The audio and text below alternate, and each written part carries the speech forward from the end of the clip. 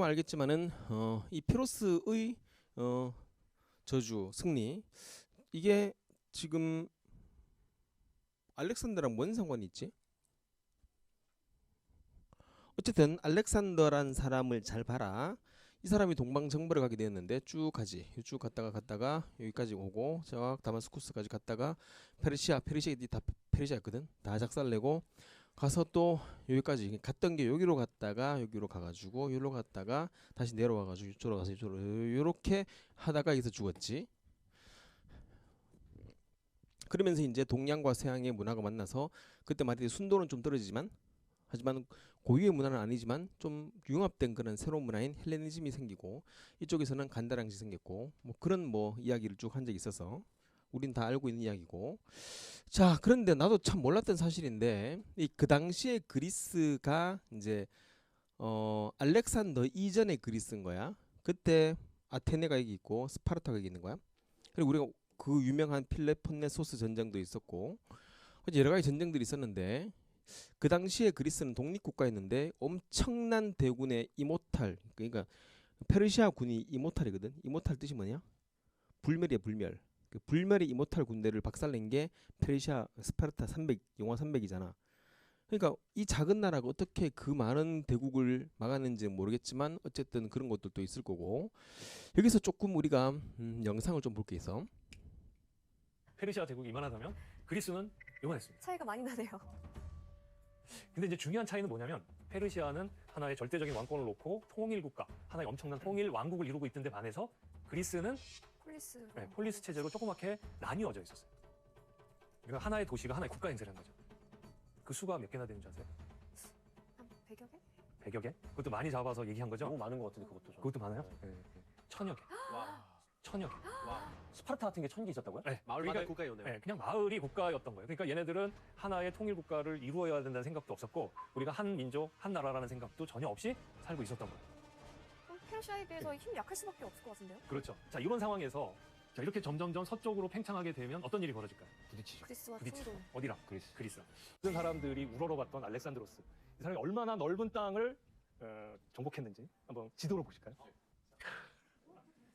저 전체 다예요? 네, 아까 우리가 봤던 마케도니아가 이제 요쯤입니다. 요게 펠라라는 곳인데 네. 여기서 알렉산드로스. 이때는 우리 고향이에요. 진짜? 고향이에요? 마케도니아가 그리스를 아, 1000개 그 도시 국가를 다 통합을 한 거야. 그래서 여기서 태어나서 실제로 여기에 있는 통일을 스파르타라는 하고 나라를 빼고는 같이. 거의 모든 그리스를 다 통합을 하죠. 그러니까 최초로 그리스를 통합한 사람 하면은 알렉산드로스를 꼽는데 물론 그의 아버지 필리포스를 먼저 꼽긴 해요. 네.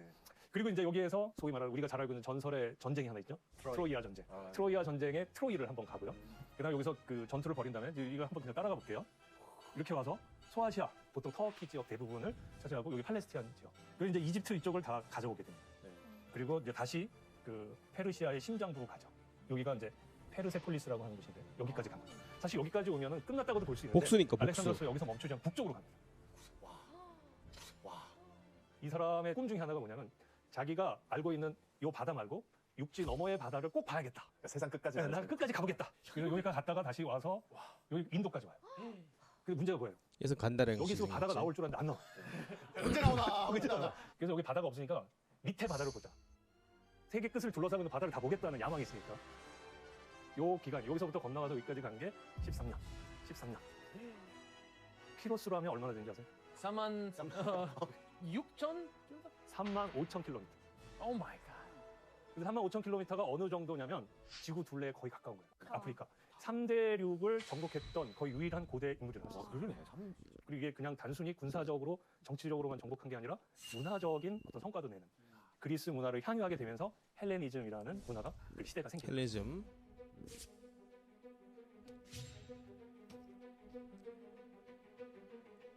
동서융합. 헬레니즘. 간다라. 인류 역사 코스모폴리타니즘. 속에서 이 세계화의 첫 문을 연 사람이 바로 알렉산드로스다. 이렇게 얘기할 수 있습니다.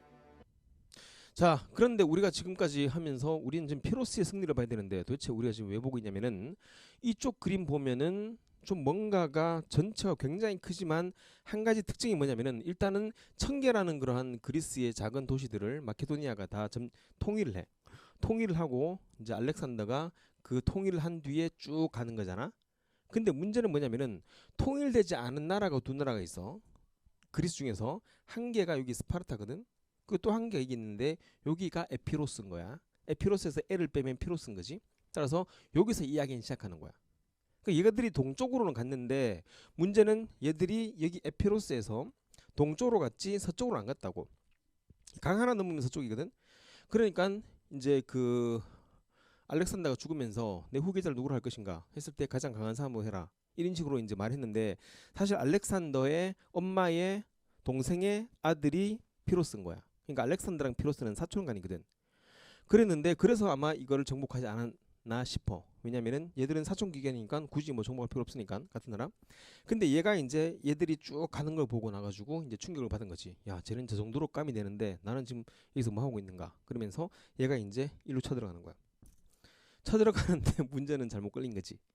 왜냐면은 얘들 너무 얕본 거지. 이쪽으로 쭉 갔다고 해서 얘들은 한 번도 침범한 적이 없었던 나라인데 페르시아는 들어왔어도 근데 이쪽으로 갔는데 이때 타이밍이 잘못된 거야. 이때가 로마가 생기기 시작하거든. 로마 제국이. 그러니까 여기 있는 이쪽에서부터 엄청나게 많은 그러한 그 징병할 수 있는 인원들이 엄청나게 많았는데 단지 여기서 몇 번 싸워가지고 결국은 이기지. 2번 정도 큰 싸움으로 이기긴 이겼는데 근데 마지막엔 패배를 하게 돼. 왜냐면은 여기는 이게 끝인 거고 여기는 밑에서 계속 내려오는 거야. 그 부분의 설명이 멋져. 물 밀듯이 밀려 내려온다 이런 거. 그러면서 나중에는 전승 후 패배를 하게 되는데 얘가 했던 말 중에 유명한 말이 있거든. 우리가 로마인들과 싸워서 한 번만 더 패배를 하면이 아니고 한 번만 더 뭐 한다면은 승리를 거둔다면은 우리는 망할 것이다. 이게 되게 역설적이지. 우리는 끝장나는 건 마이너스인데 승리를 거두면 플러스잖아. 이게 역설이거든. 우리가 승리를 거둔다면은 우리는 끝장난단 말이지. 그러니까 승리가 승리한 게 아니란 말인 거지. 역설적인 표현인데 여기 되게 유명하다. 따라서 여기서 우리가 한 번 더 패배를 한다면이 아니고 승리를 거둔다면은 우리는 그 승리한 게 진정한 승리가 아니고 오히려 우리를 망칠 수 있는 승리일 수 있다 하면서 요 내용을 가지고 이제 이야기가 시작되는 거라고. 어쨌든 패전이나 다름없는 이득 없는 그런 무의미한 승리를 말하는 것이고 그리스의 피로스는 타국과 2번에 걸친 전쟁에서 모두 승리를 거뒀지만 장수들을 많이 잃었는데 친구들이 다 죽었어. 친구들이 장수였거든. 친구 장수들이 싹 다 사라지고 다 죽고. 내가 보기에 깜냥이 안 되는데 간 것 같아. 이게 지가 알렉산더랑 이 마치 뭐 그 프로이트의 그 동일시 이 동일시한 것처럼 해가지고 마치 내가 똑같은 사람인 것처럼 갔는데 결국 이 까면 안 되는 것 같은 느낌이 들어. 이거는 좀 달라. 나중에 할 건데 잘 나가는 선수가 성적이 떨어진다면 승자의 저주가 아니고 그때는 평균 회귀라고 하는 건데 들어봤지? 요거는 나중에 한번 평균 회귀할 때 할 테니까. 그러면서 이 승자의 저주라는 이 피로스의 이야기를 가지고 넛지라는 책을 쓰게 된 리차드 탈러가 이제 승자의 저주라는 책을 쓴 것이야. 아, 그럼 승자의 저주는 뭔데? 우리가 한 번 더 승리를 한다면은 그때는 우리가 뭐 할 것이다? 망할 것이다 이 말이겠지. 패배는 아니고 승리를 거두어도 그게 승리가 아니라는 거지. 승리한 게 승리가 아닌 것이야. 표현 보면 나온다. 승자에게 내린 저주, 승자의 저주, 승자의 재앙, 승자의 불행이라고 하고. M&A가 뭔지 아냐? 이거 되게 잘 나오는데 M&A. 기업의 인수 합병을 말하거든. 이때 M이 멀즈라는 건데 멀즈는 합병하다야. 단어장에 있어. 합병과 법원 경매 등 공개 입찰에서 치열한 그런 경쟁에 승리를 하였지만 지나치게 많은 비용을 지불함으로써 결국에는 위험에 빠지는 상황. 따라서 원래 가치보다도 훨씬 더 높게 평가하는 바람에 엄청나게 높게 사긴 샀는데 알고 보니까 그 정도의 가치는 아니었다는 거야. 그런 느낌을 말을 쓰는 거고. 이게 모든 것들이 생기게 된 이유는 이것 때문인 거야. 불충분한 정보 때문에. 정보가 불충분하기 때문이야. 정보가 충분하면 우리 판단하겠지. 근데 우리 확실하게 이 가치가 얼마인지를 정확히 모르는 상태이기 때문에 추측으로서 하다 보니까 여러 사람들이 같이 막 그렇게 덤벼들잖아. 그러니까 이거 내가 사야 되겠다 이런 마음이 생기면서 가치보다 훨씬 더 높게, 그러니까 정보가 불충분하기 때문이야. 객관적 가치를 제로 평가하는 것이 매우 어렵기 때문이다. 승자주를 피할 수 있는 방법 어떻게 할까? 객관적 가치, 다른 말로 해가지고 객관적이란 건 뭔데? 이성인 거야. 이성을 잃지 말아야 돼. 봐봐.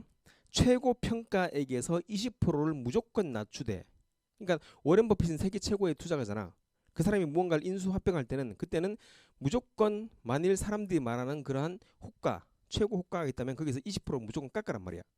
깎은 기계 중요한 게 아니고 그 다음부터는 뭐하라고? 단 1센트도 그러니까 10억 1센트도 안 된단 말이야. 그러니까 10억은 10억인데 호가 20% 깎으면 10억인데 10억에서 1센트는 뭐 의미가 있냐? 근데 1센트를 더하지 말라는 것은 뭘 차리란 말이지? 이성을 차리란 말이라는 거지. 이성을 차리지 않으면은 그때는 승자의 저주에 빠진다는 그 말인 거야. 20% 낮추는 건 중요하잖아. 1센트도 더하지 말라는 게 중요한 거야.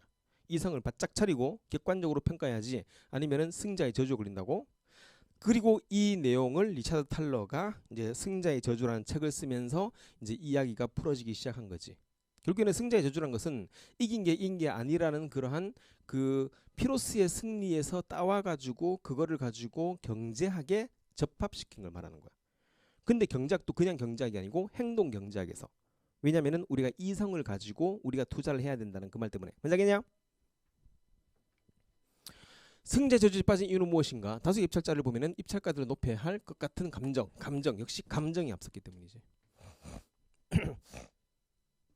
여기서 우리가 지면은 우리는 안 된다, 뭐 망한다 이런 느낌이기 때문에. 그리고 입찰자가 많을수록 가치를 높게 평가하게 돼. 여러 사람이 같이 있으니까 이게 승부근성이 막 생겨가지고 감정을 잃어버리는 거지. 이성을 잃어버리는 거야. 결국은 이성을 잃어버리기 때문이지. 이콘이라면 절대 이런 일을 안 하겠지. 인간이 경쟁자를 이기고 싶어하는 본능이 있대. 불충분한 정보. 아까 말했듯이 정보가 불충분하기 때문인 거야. 정보가 충분하다면 괜찮은데 이게 지금 얼마의 가치가 있는지 모르는 상황에서 자기들끼리 평가 계속 뭐 각자 평가했는데 근데 평가한 금액들이 같이 있다 보니까 자꾸 하나씩 올라가는 거라고.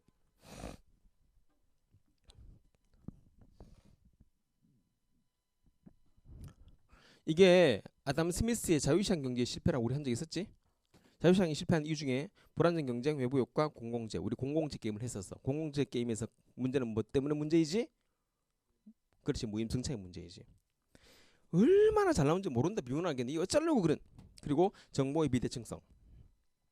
근데 이 정보의 비대칭성은 이거는 지금 이거와는 다른 거야. 조심해야 돼. 이거는 서로가 전부 다가 정보를 뭐 한다고 가지고 있지 않은 걸 말하는 거고, 이 정보의 비대칭성은 나는 정보를 알고 있는데 너는 정보를 모르기 때문에 정보를 알고 있는 놈이 정보를 모르는 놈한테 구라를 치는 거야. 그러니까 시장이 실패한다고.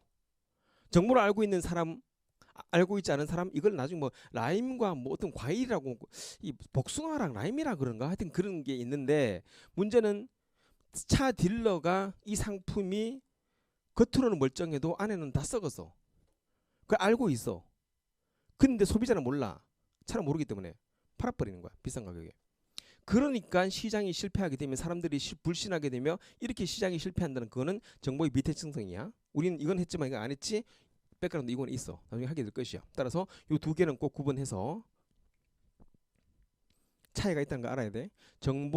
불충분한 정보랑 정보의 비대칭성은 다른 느낌이야. 자, 소모전이다. 소모전이라는 것이 일반적으로 대부분 전부 다 승자의 저주인 거야.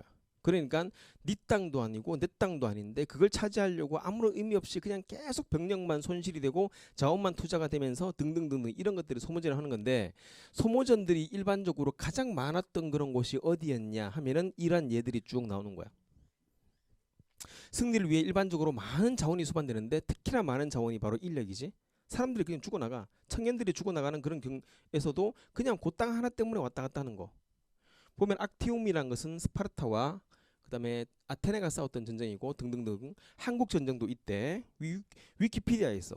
1차 세계대전 참모전이 있고 다부동 전투, 한국 전쟁의 마지막 2년. 이때는 휴전선을 누가 더 멀리 가고 안 가고 요 산 한 개를 가지고 이기고 지고 뺏고 뺏기면서 애들은 계속 죽어나가는 거지 거기서. 뭔지 알겠냐? 이런 것들이 소모전 전부 누가 이긴 거냐고. 이긴 게 아닌 거라고. 결국에는 승자가 얻은 거 한 개도 없고 한 번만 더 이기면 뭐 한다고? 우리는 멸망한다고. 한 번만 패배하면 지는 게 아니고 한 번만 더 이기면 우리는 뭐 한다? 남는 게 없는 거라고. 그게 과연 승리겠냐? 그게 승자의 저주라고 하는 것이지. 이거는 그 소모전 중에서 한 개 있었던 내용인데 요거는 오늘 내용과는 상관없어. 하지만 수능에 나왔던 내용이기 때문에 한번 쭉 보는 거야. 이 영화는 많이 본 적 있을 것이야. 어느덧 크리스마스 이브를 맞이하게 되는데요. 마치 그날은 모두가 약속이라도 한 듯 조용하게 하루를 보내고 있었습니다.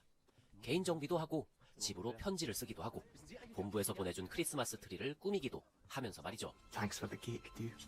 I hope we'll have some left for Christmas Eve. 한편 그 시각 각국의 진영에서는 실화다. 조촐하게나마 그들만의 행사를 가지고 있었는데요. 수능이 나왔다. 어느 순간 적진으로부터 노랫소리가 들리기 시작하죠. 바로 스코틀랜드의 참호 속에서. 그런데 그 노랫소리는 아군뿐만 아니라 적군들의 마음까지도 녹이고 있었습니다. 그래, 저쪽도 저렇게 즐기는데 우리라고 못할 거 없지. 그렇게 이번엔 독일군 진영에서 캐럴을 부르기 시작합니다. 그런데 놀랍게도 적군의 진영에서 그의 노래에 반주를 맞춰주는 것이 아닌가요? 불과 얼마 전까지 서로 총격을 가했던 사이인데 그때 슈프링크는 확신했습니다. 그 순간만큼은 서로가 적이 아니라는 것을 말이죠.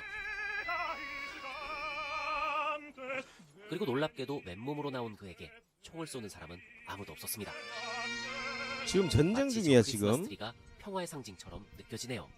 하지만 기적은 그게 끝이 아니었습니다. 곧이어 3국의 지휘관들이 중앙으로 모여 한 가지 제안을 하게 되는데 We were talking about a ceasefire for Christmas Eve. What do you think? 하루 시스파이어, 동안 시스 휴전을 하기로 한 뭉추다 것이죠. 파이어. Merry Christmas. 시스파이어. Very annoying. 그리고 이후에는 정말 놀라운 광경이 펼쳐지는데요. 참호 속에 있던 병사들이 모두 쏟아져 나와 중앙으로 모이게 된 겁니다. 양손에는 총이 아닌 서로에게 나눠줄 기념품을 들고 말이죠. 와, 정말 신기하지 않나요? 그들은 언어도 다르고 심지어 서로를 죽이려 했던 적이었는데 평화롭게 한 곳에 모여 인간적인 교류를 할 수 있다니. 그렇게 전쟁의 이유조차도 모른 채 싸우던 청년들은 어느새 유대감까지 형성됩니다.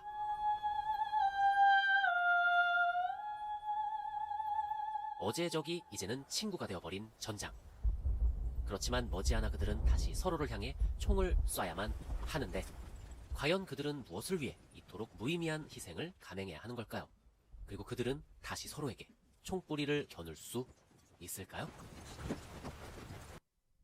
이게 소모전이야. 그 다음에 또 총불을 거누겠지. 그냥 계속 싸우고 그냥 그 자리를 가지고 또 죽고 그 다음에 또 병력 충전되고 이런 식으로 하는 게 과연 승리냐고. 1차 대전이 이런 경우가 대부분이었었거든.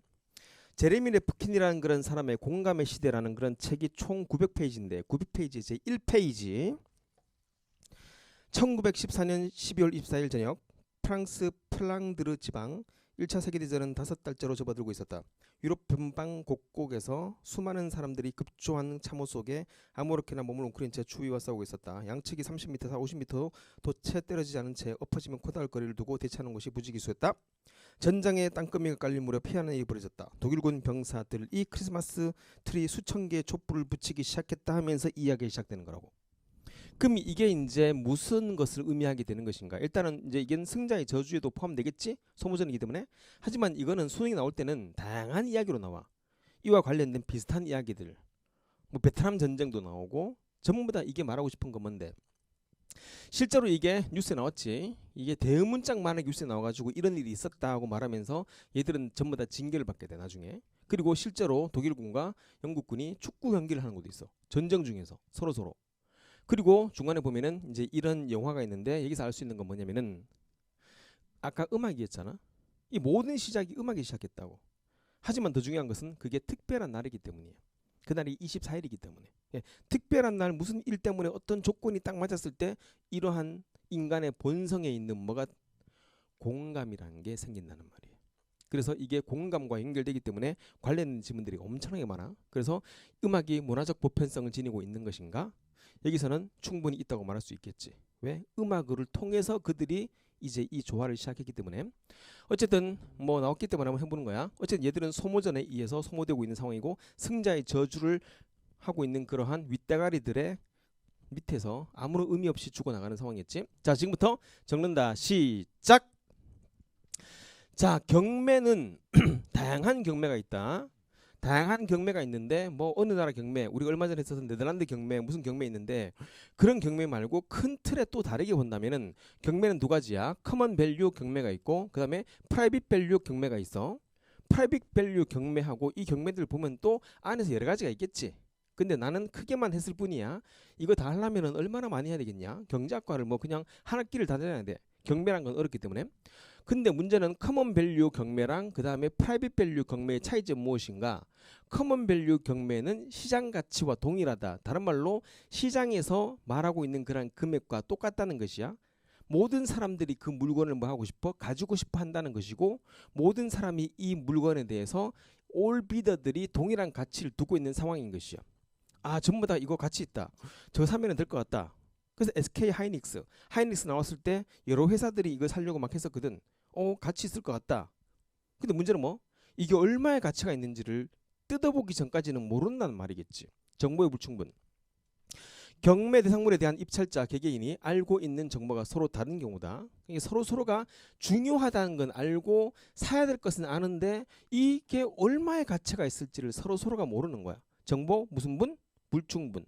그러다 보니까 결국에는 모두가 동일한 가치를 매길 때 최고가가 입찰되게 되겠지. 그래서 가장 높은 사람이 올리면 되는 것이야. 이 사람이 올리고 마지막 올린 사람은 이제 딱 타게 되는데 알고 봤더니 별거 아니야. 근데 돈을 너무 많이 주고 샀어. 그때 승자의 저주에 걸린다고 하는 것이지. 그러니까 정말로 정보라는 게 중요한 것 같아. 정보가 불충분한 상태에서 결국 이런 일이 벌어지는 것들은 정말 많았었지. 그래서 이거는 과대평가된 거고 승자의 저주가 된 것이야. 이게 다른 말로 공통가치 경매라고 한국어로 번역돼 있어. 그럼 공통가치 경매의 반대는 뭔데? 당연히 개인가치 경매인 거야. 그거는 개인의 취향과 기호인 거야. 다른 말로 이거는 아비투스, 개인의 아비투스인 거야. 개인의 취향인 거야. 이거는 사람들이 모두가 다 필요 없다고 하는데도 나는 그것이 꼭 필요하기 때문에 그렇게 사는 경우. 뭔지 알겠냐? 이거는 비더들이 없을 수도 있고 많을 수도 있겠지만은 어쨌든 많다 하더라도 나는 그걸 꼭 가져야 되겠어. 근데 비싼 값을 가져더라도 나는 그걸 가져야 되기 때문에 행복한 것이야. 내 친구 중에 클래식이 클래식이 아니고 일본 애니메이션 미친 애가 있었거든. 걔는 토요일날 일본으로 가, 도쿄로. 거기서 피규어를 사가지고 한국으로 와. 비행기 값이 더 비싼 것 같아. 근데 그거를 가져야 되겠대. 가지고 나서 얼마나 행복해하는지. 그때 인터넷이 항상 막 이렇게 없었을 때 그때 시대였거든. 뭔지 알겠냐? 이거는 내가 가져야 되겠다. 이건 봐라. 시장의 그런 가치와는 별개 독립적인 거야. 시장이 말하는 것은 얼마이든지 상관없어. 나는 그게 중요하지 않고 나는 그걸 사야 되겠어. 바흐의 무반주 첼로 모음곡이 이게 있는데 이거는 조금 나중에 설명하도록 하고, 경매 대상물에 대한 입찰자 개개인의 취향 또는 선호도가 다른 경우 나는 그걸 사야 되겠어? 다른 사람은 필요 없을 것 같은데? 이러는 것이지. 아무도 진정한 가치를 모를 때 최고가를 입찰하게 되는 순간 뭐 그냥 갖고 가는 거고. 그러니까 여기서는 종류가 되게 다양할 수 있어. 아무도 뭐 한 사람, 입찰하지 않은 사람일 수도 있어. 왜냐하면 나만 가치를 알고 있기 때문에. 근데 모두가 입찰을 했는데 이게 진품인 거야. 그래서 내가 이거를 한 10배 정도 주고 내가 샀을 수 있어. 그런 경우도 있고, 하여튼 개인의 취향이기 때문에 얘는 과대평가 있을 수가 없는 거야. 왜? 내가 꼭 가지는 거니까, 가졌으니까 행복한 거니까. 이거는 승자의 저주가 아닌 것이야. 뭔지 알겠냐? 저희 건너편에 보면은 토부 건너편에 가보면은 혹시 유리로 돼가지고 망치 하나 있지 않든? 망치 봤냐? 이따 가면서 봐. 망치 간 게 있거든? 망치가 내가 그 기아대책인가? 거기서 내가 거기 멤버이기 때문에. 근데 고액을 많이 이제 기부한 사람들은 멤버가 돼. 몇 억 이상이 되면은. 내가 아마 컴패션하고 기아대책이 합하면 한 10억 넘게 내가 기부했을걸? 근데 그 사람들이 모이는 그게 있는데 연예인들이 되게 많았어 그때. 근데 경매를 시작해. 그래서 이거 경매하고 경매하는데 마지막에 나왔던 경매가 저건 거야. 저거는 얼마의 가치가 있겠냐? 가치가 없어. 만들 수 있어. 돌 딱 들고 뛰고. 이게 아프리카 애들이 돌을 찍으면서 하루에 1,000원을 벌어. 아침부터 저녁까지 돌을 깨는 거야. 가루 만들면서 돌을 깨고 자기 꿈이 깨지는 거지. 그러면서 이제 돈을 버는 것이지. 걔들은 꿈이 없는 거야. 돌을 깨면서 꿈이 산산조각 나는 것이야. 그런 아이들도 있다는 걸 내가 너희들한테 보여주고 싶어가지고 내가 저건 사야 되겠다고. 누가 저 망치를 돈을 사겠냐고. 내가 그래서 나는 내 와이프 같이 갔으니까 나 옆에서 찔렀지. 저거 사자고. 그래서 이제 비딩했지. 근데 연예인 한 명이 같이 하더라고. 그 누군지는 잘 기억이 안 나는데 그때 뭐 차인표도 있었고 되게 많았던 것 같아. 근데 이게 하여튼 누가 같이 비딩을 한 거야. 자기도 갖고 싶다는 거야. 그거를 나도 보여주고 싶었거든 학생들한테. 그래서 내가 시작해서 100만 원, 200만 원, 300만 원, 400만 원, 500만 원, 600만 원 계속 올라가는 거야. 나는 일단은 그거를 가져야 되겠어. 왜냐하면 그 전해에 내가 가시면류관 한 개를 내가 마지막에서 놓쳤거든. 이번엔 가져야 되겠어. 사람들이 웃더라고. 아, 저 돌덩어리 같은 걸 져가지고 무슨 망치 한 개를 몇백만 원 주고 샀냐고. 올렸어 계속. 600, 700, 800, 900까지 갔거든. 내가 1000을 때렸어 그냥. 그 걔가 멈추더라고. 나는 그걸 가졌지. 그러면서 그날 집에 오면서 엄청 기뻤어. 이게 개인 가치 경매인 거야. 왜냐하면 저걸 보는 것 자체로 가치관이 달릴 수 있기 때문에. 어쩌면 너희들이 그 나라에 태어나서 그걸 부실 수도 있었던 거고 걔들이 일로 분당에 태어나서 공부를 할 수도 있었어. 근데 그렇지 못한 거는 이거는 불공평하지만 그거는 신의 영역이고 이게 바로 자의성인 거야. 저런 걸 보면서 꿈을 키워 나가라고 내가 말하고 싶은 거야. 그러니까 나한테는 그 1000만 원이라는 것이 어차피 그건 아프리카 갈 것돈이니까 아깝지가 않아. 뭐가 아까워? 이게 개인 가치지. 근데 어쨌든 그 사람은 나랑 같이 뛰는 한 거고. 뭔지 알겠냐? 그러니까 이게 뭐 모를 때 최고가를 입찰하더라도 그건 과대평가가 아닌 거야. 왜? 나한테는 그게 더 비싸도 나는 샀을 거야 아마 그게. 끝까지 따라갔을 걸. 너무 올라가면 안 샀겠지만. 자, 공통가치 경매라는 게 이게 뭐 호가의 평균값의 뭐 대상물의 블라블라블라 이 격관적 가치 과대평가하는 경우인데 공통가치 낙찰자는 낙찰 비용을 과다하게 지불해. 이게 시작된 게 어디였냐면은 이거 유명하다. 텍사스주에 있는 해양 석유 채굴권의 경매가 시작되는데 사람들이 전부 다가 이 안에 있는 그러한 이 원유가 엄청나게 많다고 생각한 것이야. 그래서 이제 사람들이 막 500, 1000 막 부르고 해가지고 마지막에 해가지고 1300을 이렇게 했는데 알고 보니까 별로 없어서 유명한 사건이고 뭐 엄청나게 많이 나와. 그 사건을 가지고 이제 갖고 온 게 이타 탈러가 승자의 저주에 집어넣은 그 이야기의 시작이 바로 이 이야기거든. 낙찰가 실제보다 훨씬 더 높았지. 문제는 뭔데? 승리의 샴페인을 터트려야 할 그러한 승자가 남몰래 뒤에서 울고 있는 중이야. 샴페인 마시면서 울고 있어.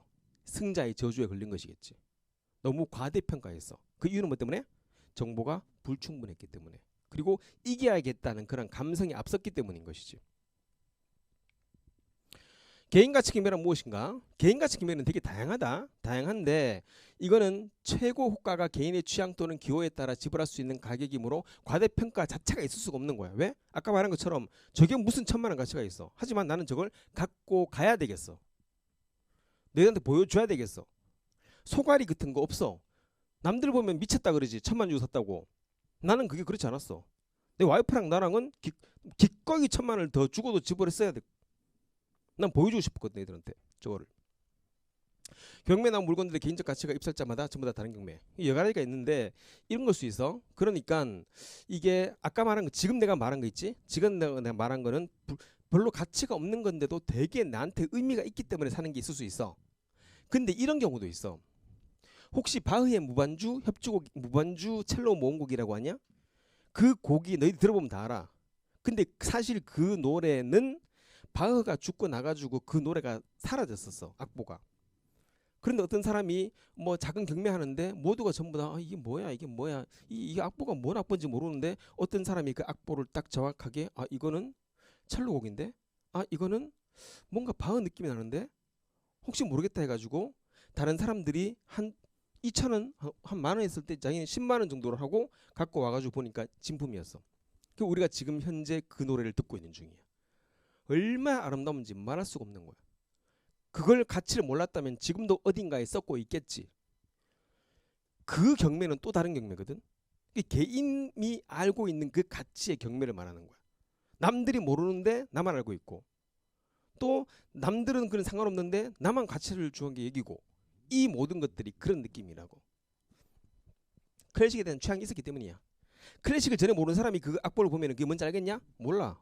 하지만 그 사람은 그게 첼로곡인지 알고 바흐의 것임을 느낌을 갖고 처음 들어보는데 라는 것을 알고 있었기 때문에 그걸 산 거라고. 이런 것들이 개인가치 경매라는 거지. 뭔지 알겠냐 무슨 말인지? 이거를 알고 이제 수업을 한번 들어볼게.